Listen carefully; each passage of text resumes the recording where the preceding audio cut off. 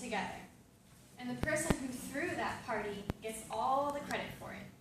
And if you have ever wanted to throw an epic party of your own and land your name in the history books of the best party ever, this speech is going to give you the tools you need to throw an epic party of your own. Now, first you need to have a reason for this party.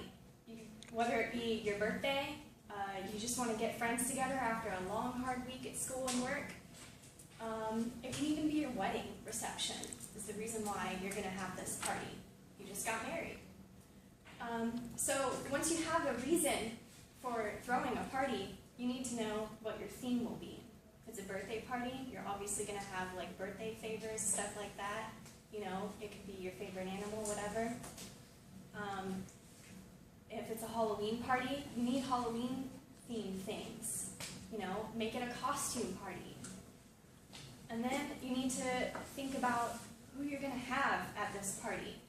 They can even help, you know, set up the theme for the party. And if you're not really creative like me, you can even hire like a party planner where you would pay them to come up with a theme and everything else for your party. But that gets a little pricey, so I just suggest that you do it yourself. The people that you have at your party is, you know, kind of going to like make or break whether your party is going to be good or not, because you don't want to have boring people at your party. And you don't want to have too many people at your party, because then it can get out of hand and bad things can happen then. So you need to know if friends are going to be able to bring friends to this party, and if you know these people, because you don't want strangers showing up to your place. And then, you know, another important thing about the theme is that you know, once you have a theme to your party, everything else is going to fall into place for this party. You know, being the people that are going to be allowed to show up or not, and, you know, how much money you're going to need to spend for this themed party, and, like, what kind of food are you going to serve at this party, depending on the theme of the party. If it's like a wedding, you're going to, of course, want to have nicer food. And if it's like a birthday party, you're going to want like more like finger food. The theme is everything to a party. It's very vital. Without that, you have nothing. So once you have the theme set up, you're going to want to, of course, pick a place. Picking your place is important because the location you decide needs to be safe and comfortable. And when I say safe and comfortable, safe by having not where you're going to get trespassed or on private property. Because I've been invited to many parties that have been at abandoned houses, and the outcome was people getting arrested. Now you don't want to have a party where all your guests are going to get arrested. So do not have a place where it's trespassed or at a private property unless you know the owner. And make sure the location is big enough for all your guests. You want to make sure that if you're having 50 people or more, you don't want to be crammed into a small room or a house where no one can move or even breathe.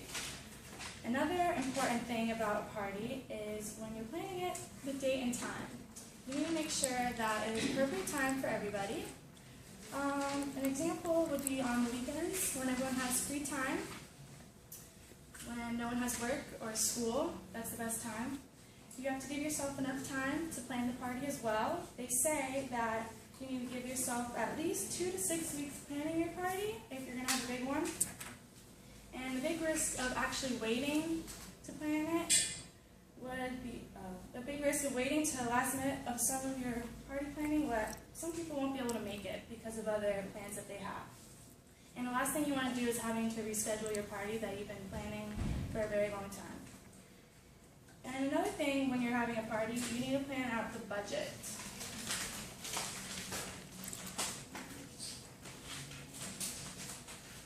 Budgeting is something every party needs, obviously. You need decorations, food, a venue for it. It can all get pretty expensive. But don't worry, I did all of that.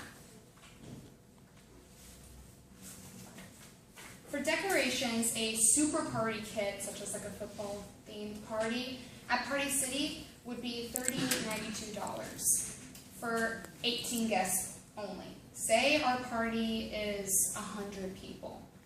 You're going to need about 5 more kits, so that'll end up being $194.60 for having enough for everybody. Now, every party needs chips, right? Of course, everyone eats. A bag of chips at Publix is $3.49 each. Say you need 8 different chips because everyone has different flavors. They like sour cream and onion and salt and vinegar and that kind of stuff. So getting 8 bags of them would total up in $29.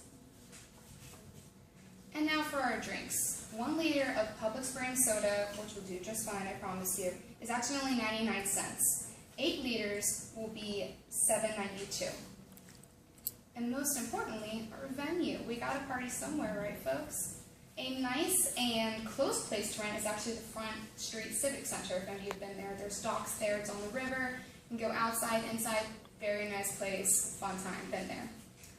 For a room of over 100 guests, it'd be $382.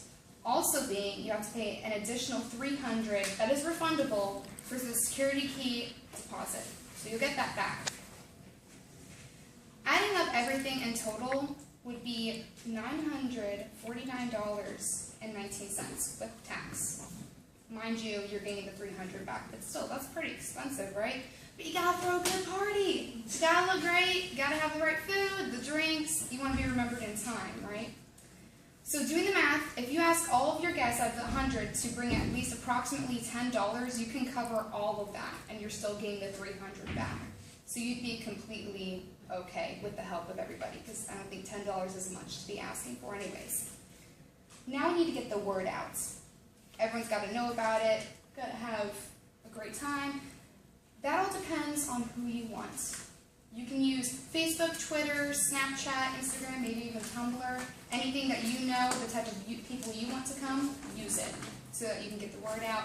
Depending on how many people you want there, if you want something like if you're seeing neighbors and you want just random people coming and a big party, go on the streets, hand out papers to everybody. Make flyers, make it pretty, put when, where, date, time, anything that you think everyone should need to know about. Bring the $10, bring a gift, etc. You can invite anybody to your party. Let some of your friends know. If you know a popular group at school, give them a flyer, tell them to pass it on, send a mass text out. You can do a really good job of this. Plan at least probably 6 to 5 weeks ahead of time. Start telling people, I'd say 3 weeks before, because some people will probably forget, but at the same time they need to know if they're busy people. That's how you budget and plan your party. And now we got to talk about the food.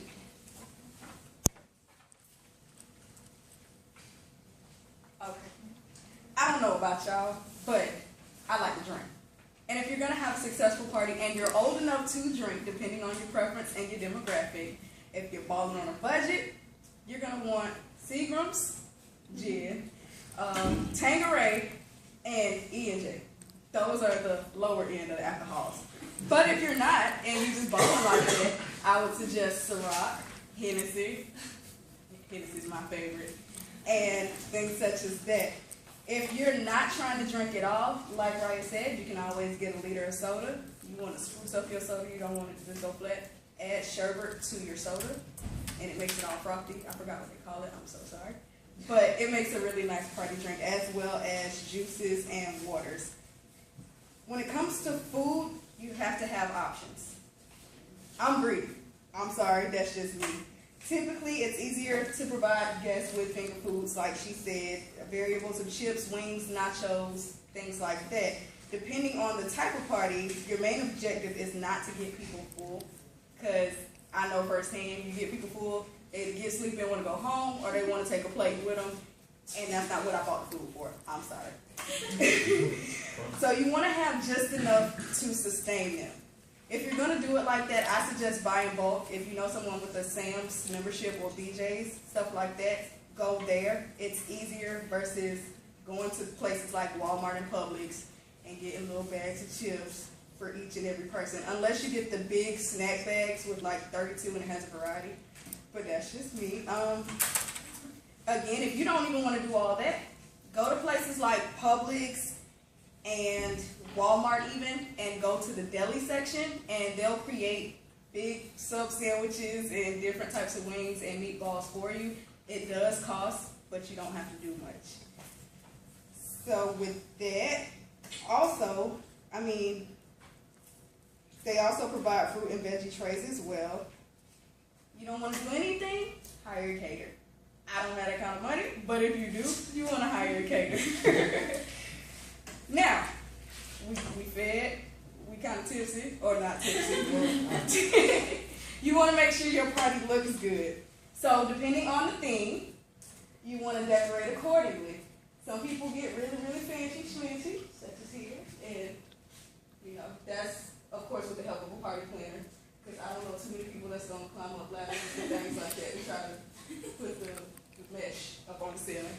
But hey, you know, if you have friends and y'all about that life, have at it. Lights, lasers, and videos.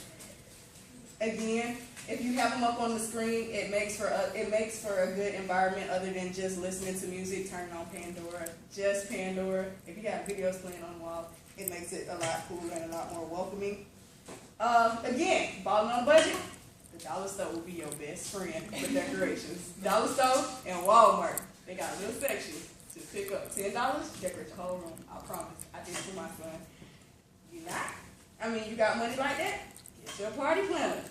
Have at it. Into chairs, smoke machines, all kinds of stuff. If you're throwing a baby party, bounce houses, cotton candy machines, snow cone machines. They have those available for rent as well. Depending on the size of the bounce house, it can get a little pricey unless you like me and you just want to decorate the trampoline and call it a day because I ain't got money like that. I'm just saying. But, you know, to each his own. You want to make sure it looks good, it is welcoming, and it is inviting. And now that your party looks good, you're full, and you're tipsy, it's time to turn up. Or not tipsy, please drink responsibly. It's time to turn up. Alright, so music is very important at a party. It's what sets the mood for all of your guests. It's basically the energy of the party. Whenever you're planning your party, you should like make a playlist, and then think of everybody that's going to be attending your party, and include genres from that everybody would like artists and everything. Whenever you're having your party, after your party's going and everything, make sure you listen to what your guests are saying. Like if somebody comes up and asks you to play a song, then determine if it's appropriate for the party. If it's totally out of the theme, it might not be the greatest thing to play. But if it's appropriate and everything, then you should be sure to fulfill everybody's request. If you don't have the time or the patience to make a playlist, which is usually me, I just get Pandora or iHeartRadio. They're great apps you can just get on your phone. Just pretty much pick a genre that you think everybody would like, and then it'll just pick the music for you. You don't have to make your playlist and everything. Next, another thing, if your party is going to be huge, then you always have the option of hiring a live DJ. It does get expensive, but if it's that kind of a party where you want to put in the extra money, it's definitely a good idea. DJs, they're good at what they do. They look at the audience and they can pick a song that'll keep the audience going. If they see that they're getting kind of out of the mood and everything, then they'll get a really hyped up song or something to keep your guest party. Also, usually sometimes they bring their own equipment, which usually is a lot higher quality than whatever you can probably bring yourself. Then after your music, your next thing is your party games. If in college parties, beer pong is probably the most popular game. It consists of 10 cups on each side of the table, put in a pyramid shape. Then there's two people on each side of the table, and they have ping pong balls and try and throw the ping pong ball into the cup on the other side of the table.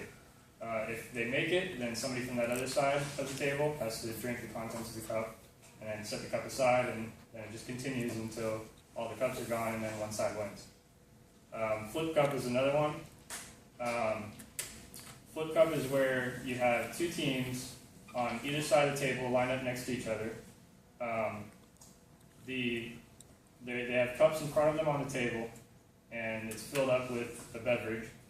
So then starting from the end of the table, the two people on the side of the table drink the contents of the cup, set it on the table, and then try and flip it over with one finger, and then try and land it upside down on the table.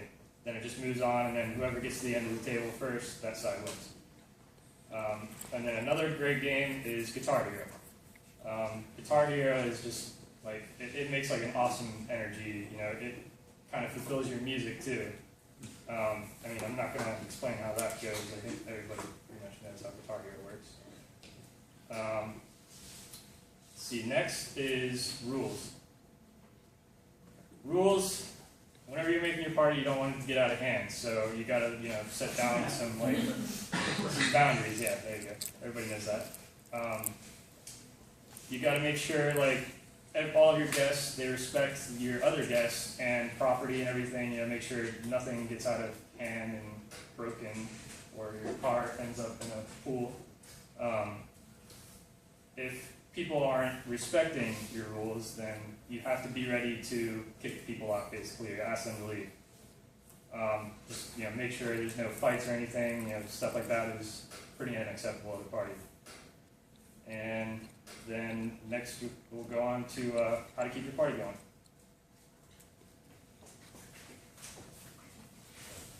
So you can do all the planning in the world, but when it comes down to it, what's going to make the party a success? Today I'm going to talk to you about the keys and tips to make your party something talked about for centuries. We all know Project X, right? Obviously they had some planning, but there might have been things that went totally right, and there might have been things that totally went wrong in your opinion. But one thing that they did do is take pictures. In fact, they even had videotape. It turned into a movie. Pictures are a great way to make memories last and make friends with new people too. You're going to post them on social media probably, show the world the great time that you had. It's going to make people who were there see the different experience that you had, because we all know that different parties, the different people at each party are going to have a totally unique experience. So pictures are going to capture just their own personal experience. The only thing I'm going to say is to warn you about what or who is in your pictures, because universities are now checking students' social media networks for any illegal activity. So just be careful. If you're underage, just be careful about what's in your pictures, because you don't want to jeopardize your future. You're just trying to have a great night with your friends. The next is be social. This is really where your party happens. Everyone mixing and mingling with each other and just getting to know new people. There's so many new people at parties normally, you can't know everyone other than the host. So according to Vanessa Van Peeten from Radical Parenting on partying, she says, it's a great way to meet new people. There's usually a good mix of classmates, familiar and unknown, and students from other schools. Attending a party can provide you with an opportunity to encounter a new group of characters outside your usual faces. And it's always fun to make new acquaintances and create new ties. I think this is one of the most important things. If you're going to a party or if you're hosting a party, you have to get out and see who showed up, see what kind of fun they're having, take tips and notes and stuff as to what to change for next time, or what you can do to make their experience at your party even that much better. Me being a new kid so many times, going to parties and meeting new people, it was a huge, it helped me get to know others, going in not knowing anyone and then going to these parties and at the end of the night having a core group of friends that you just had an awesome experience with. It's really how you meet people. Next thing is clean as you go. This may sound weird and kind of uptight, but it makes the party so much more enjoyable for both the hosts and the guests, if you clean as you go, making the party enjoyable while it's happening, not completely trashing your whole house and then spending a week trying to get all this stuff out of your carpets and so on and so forth. So guests, like, just, if you take a drink, you throw away the drink. If you see a mess happening and you were part of it, clean it up, you know, and hosts, like, you can invite some of your friends to stay after the party and help pick it up and make it look better if they want to. The next is making everyone safe, which, again, you know, it goes with the rules and stuff. If you're keeping a watchful eye on, like, what everyone's doing, safety shouldn't be too much of a problem. You know, drinking or not, parties can get way out of hand. You know, if a bunch of drunk people are getting angry at each other, like a fight's probably going to happen. If you notice people are causing tension with others, starting yelling, throwing things, stuff like that, you're allowed to kick them out as a host. And guests, feel free to kick them out as well. Like, it's your party, your atmosphere, and your experience, so you're responsible for how it happens. And again, like, drinking and driving is totally avoidable. You know, don't get in the car with a drunk driver, and if you see someone who you know has been drinking that night, take their keys and call them a cab. They'll thank you later when they're not in prison or dead. So, guests, a way to keep it safe is go with a core group of friends, people you trust, people you know, because they're going to keep you accountable. Like, if you said you're not drinking that night and you're the designated driver, they should be the ones saying, hey, you're the designated driver, and stick to it. I think that's a great way to avoid these things, is know who's driving you home and know the friends that are drinking and the friends that aren't. Just plan accordingly. And if everyone's staying sober, great, you're going to even be more responsible. Hosts, keep an eye out for, again, any unwelcome behavior. This is your party. You're responsible for how much fun everyone's having, the experience that everyone's having, etc., etc. So you are the ones that need to be keeping the most watchful eye. Still enjoying yourself, but just keeping an eye out. And obviously, I'm going to say it again, no drinking and driving whatsoever.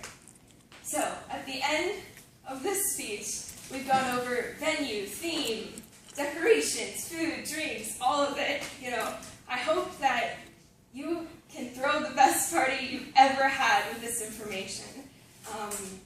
Partying is it's a great way to relax and have fun after a hard week or whatever the reason you're throwing it for. The main goal of the party is to have fun, and with the right plan in place, your party is bound to be stellar. Thank you.